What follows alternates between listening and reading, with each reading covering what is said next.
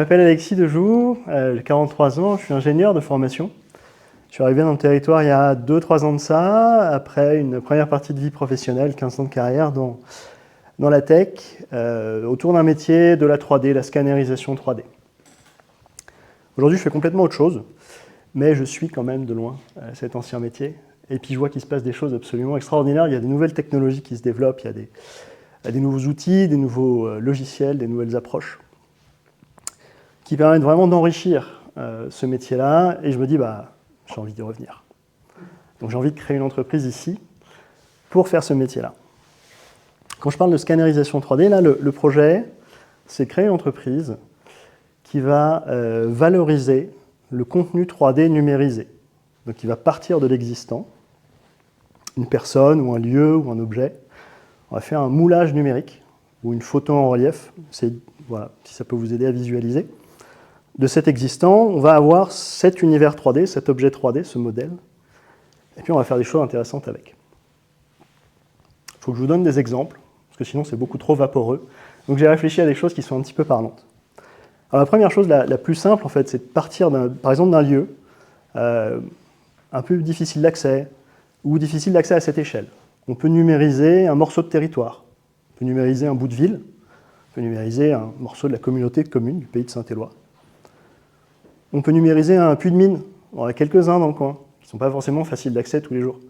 Donc si on a envie de les visiter, ça ne se fait pas forcément comme ça.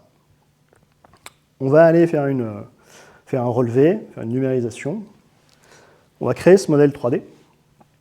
Et on va proposer tous ensemble peut-être de rentrer dedans, avec des casques de réalité virtuelle. On pourrait se retrouver dans une salle comme celle-ci, une dizaine de personnes, enfiler nos casques de réalité virtuelle et se retrouver tous ensemble dans ce clone numérique.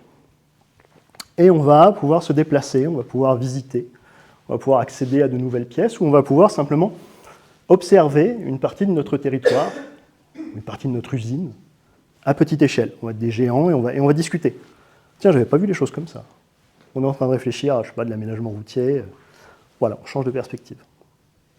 Ça, c'est quand on rentre dans la 3D. Mais j'ai aussi envie de choses un petit peu concrètes. Donc j'ai envie de produire des trucs à partir de la 3D.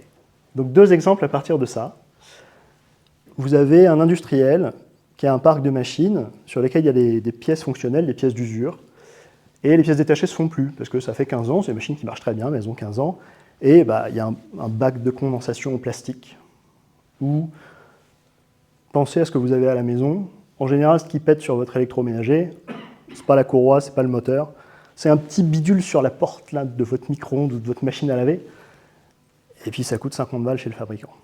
Si vous pouvez le commander chez le fabricant. Même problématique à l'échelle industrielle. Ce n'est pas le cœur de votre machine à 300 000 € qui va péter. C'est peut-être la pièce en plastique que vous aviez l'habitude de remplacer à 80 balles, mais vous ne pouvez plus parce que ça ne se fait plus. Et bien cette pièce, on la numérise, il en reste 2-3 en stock. On la numérise, et ce clone numérique, il va servir à faire des reproductions en impression 3D ou en fraisage pour remplacer, pour faire durer ce parc de machines encore 20 ans. Et pour terminer, un exemple un petit peu plus artistique peut-être. On n'a pas besoin de métrologie, on n'a pas besoin d'être précis sur des mesures, mais on va pouvoir faire des jolies choses. Là, je suis sur un avant-projet commercial auprès d'une école de formation supérieure qui veut récompenser ses élèves pour les 20 ans de l'école avec un truc un peu plus pesant, un peu plus mémorable que juste un diplôme ou un gadget qu'on va ranger dans un placard en rentrant chez soi. Donc ils m'ont demandé de faire un trophée, une espèce de trophée, avec un beau socle en bois qui va porter une petite plaque gravée avec la promotion et qui va être surmontée d'une effigie d'une personne qui représente bien l'esprit de cette école, qui va être imprimée en 3D. Ça, on va le faire à 500 exemplaires, à partir d'un buste qu'on sera allé scanner sur les lieux. Ils ont un buste de la personne, on va numériser ce buste, l'éditer un peu, lui rajouter un petit sourire, lui mettre quelque chose d'un petit peu moderne, et on va le produire à 500 exemplaires en impression 3D, dans une petite ferme d'impression 3D que j'ai l'intention d'installer ici à l'étage de la maison de l'entrepreneur si ce projet se signe. Et on va livrer tout ça pour la cérémonie de remise de diplôme. J'ai envie de faire ça ici, parce que même si je suis assez nouveau finalement, ça fait que 2-3 ans que je suis là, j'ai trouvé qu'autour de nous, on a des ressources absolument incroyables. On a des instituts de formation, il y a des lycées professionnels, il y a des instituts de formation supérieure pas très loin d'ici. On a Rockwool, il faut forcément mentionner ça. On a des entreprises innovantes, on a une culture industrielle. On a un esprit d'innovation, on l'avait qui tournait sur l'écran là tout à l'heure quand on est arrivé.